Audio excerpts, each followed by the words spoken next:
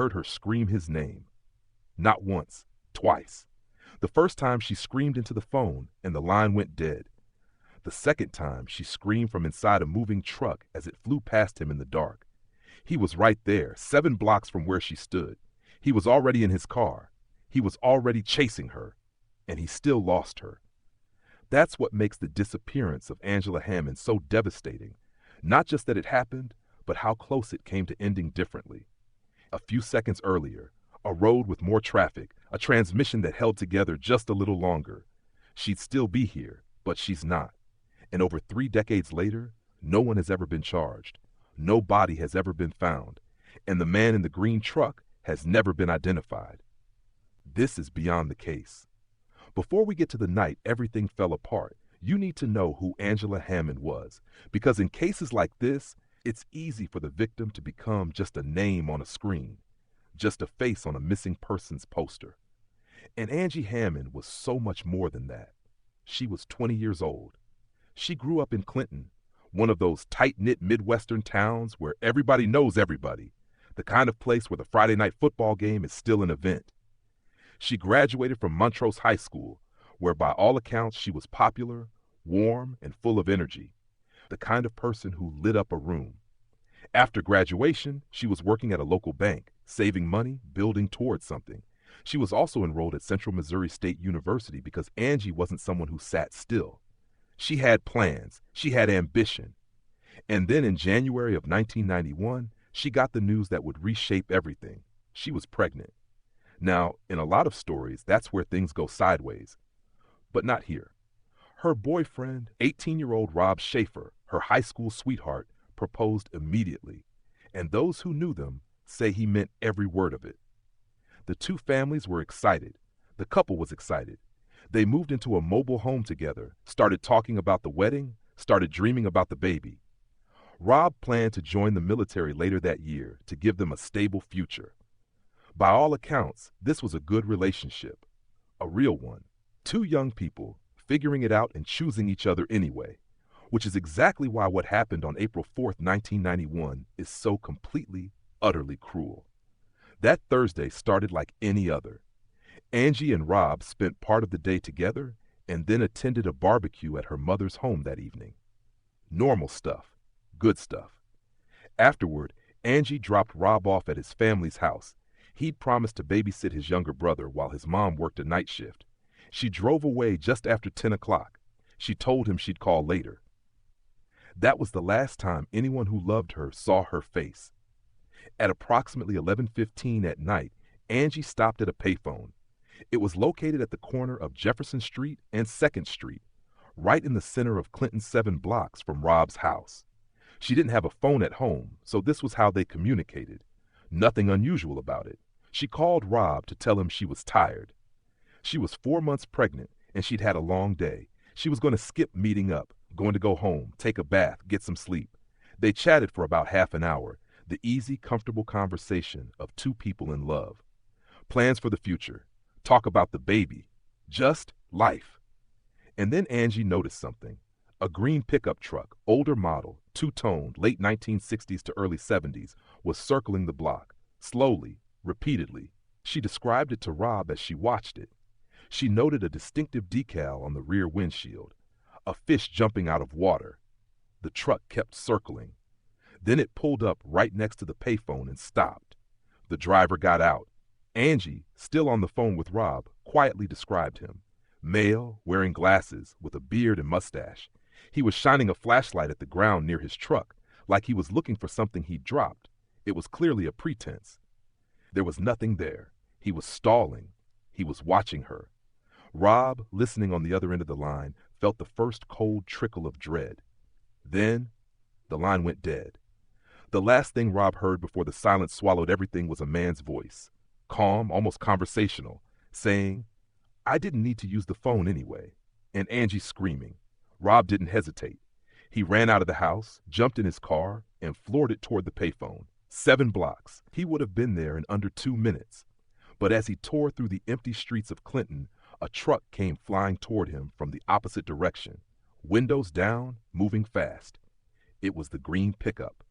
And from inside it, in the darkness, Rob heard Angie scream his name, Robbie. He slammed on the brakes, threw the car into reverse while it was still rolling forward. The transmission shuddered, but held, barely, and he spun the car around and went after them. He followed that truck for 2 miles through the night. 2 miles. And then his transmission died.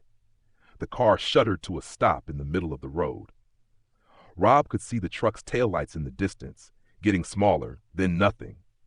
He was later told that wrenching the car into reverse at speed had destroyed the gearbox. There was nothing he could have done differently in that moment.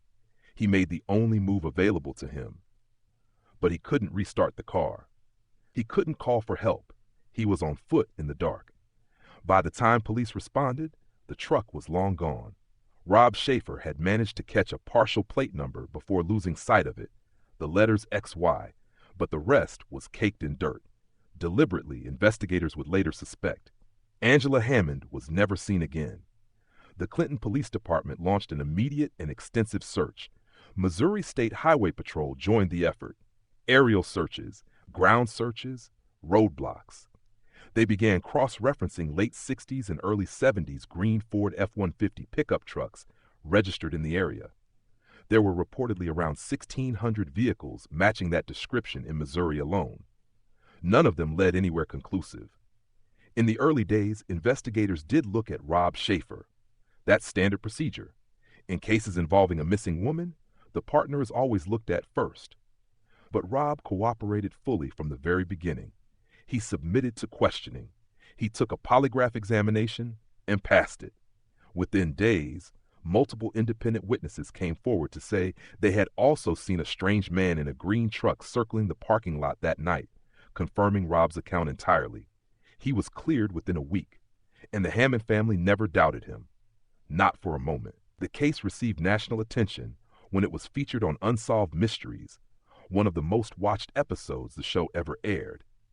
The reenactment was haunting, and the tip lines lit up afterward. Sightings were reported across multiple states. In 1991, a man named Russell Smith in Manitoba reported seeing a woman he believed was Angie leaving a drugstore. He was adamant, said he recognized her from a missing persons poster he'd seen in Urich. Nothing came of it. The leads dried up. The tips trickled to nothing. The green truck was never found. The man with the glasses and the beard was never identified. But the case didn't close, because then, years later, a piece of evidence surfaced that reframed everything.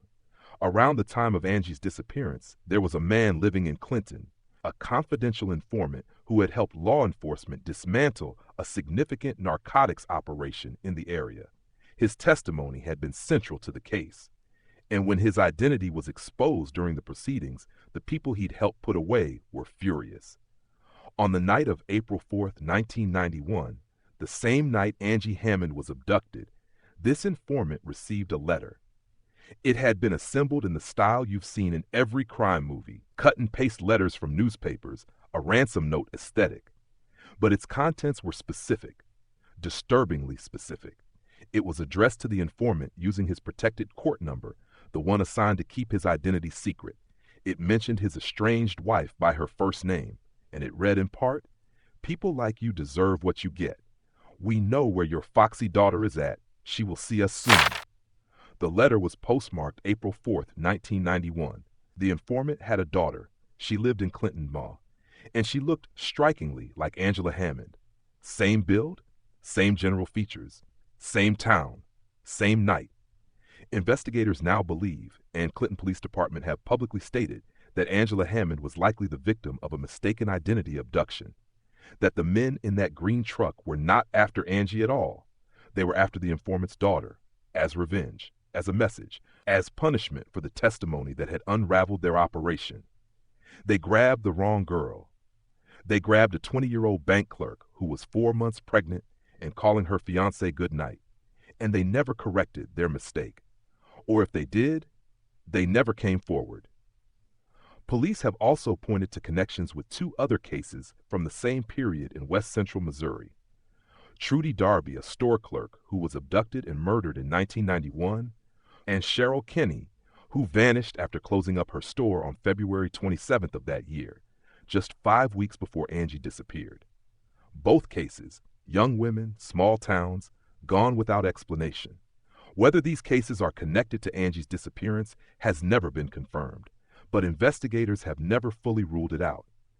In 2021, on the 30th anniversary of Angie's disappearance, the Clinton Police Department released a statement saying there were still active and open leads being pursued, including one originating from the Lake of the Ozarks region. As of the time of this recording, Angela Hammond has never been found. Rob Schaefer has spoken publicly about the guilt he carries. The transmission, the 2 miles, the moment the taillights disappeared. He replays it. Of course he does. Any one of us would. But here is what I keep coming back to, and I want you to sit with this.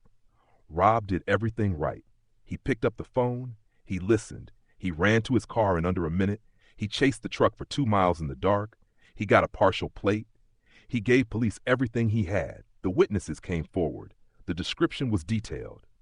The truck was distinctive, two-toned, older model green Ford F-150, a fish decal in the rear window. There were roughly 1,600 vehicles matching that description in Missouri.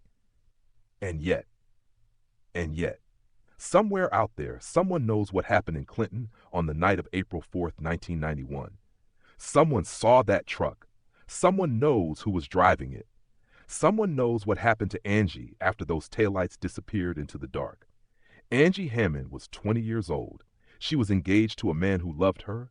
She was going to be a mother. She was studying and working and building a life, and she stopped at a payphone to say goodnight. She deserves an answer. Her family deserves an answer. Rob deserves an answer. If you have any information about the disappearance of Angela Hammond, contact the Clinton Police Department. The case remains open. This has been Beyond the Case, and we don't stop until there are answers. If this case stays with you, it should. Share this video. Leave a comment. Sometimes the right pair of eyes sees it. Cases get solved because someone, somewhere, finally talked. Links to the official tip line and case resources are in the description below. Subscribe to Beyond the Case for new episodes. We'll see you on the other side.